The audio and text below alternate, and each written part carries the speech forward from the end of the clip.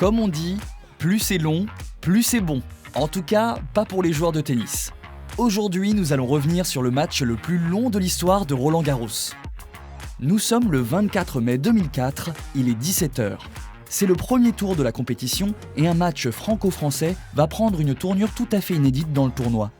D'un côté, Fabrice Santoro et de l'autre, Arnaud Clément. Les deux premiers sets sont en faveur de Santoro, 6-4, 6-3. Tout le monde pense que la partie va se solder en 3-7.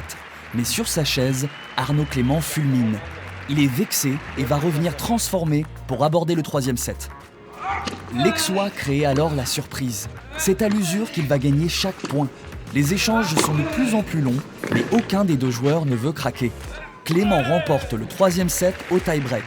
La partie est relancée, le joueur au bandana prend l'avantage pour le quatrième set et s'offre même une balle de match dans le cinquième set.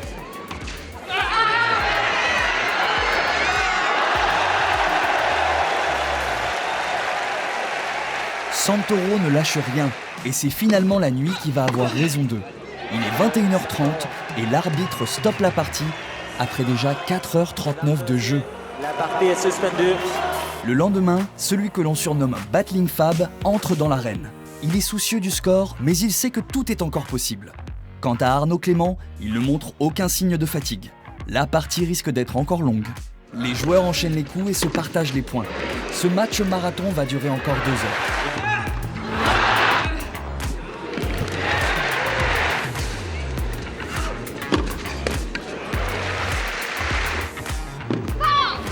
Le score est maintenant à 15 pour Fabrice Santoro et 14 pour Arnaud Clément. Clément a 3 balles de break, mais le mental de Battling Fab est au beau fixe. Il a envie de conclure. Il remonte en claquant un ace extérieur. Avantage Santoro. Cette fois, Clément est KO. Le gagnant laisse exploser sa joie.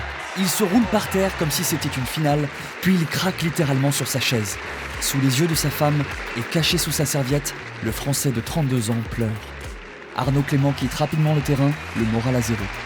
Pour Roland-Garros 2022, un super tie-break en 10 points à 6-6 au dernier set devrait mettre un terme aux parties qui ne veulent pas finir.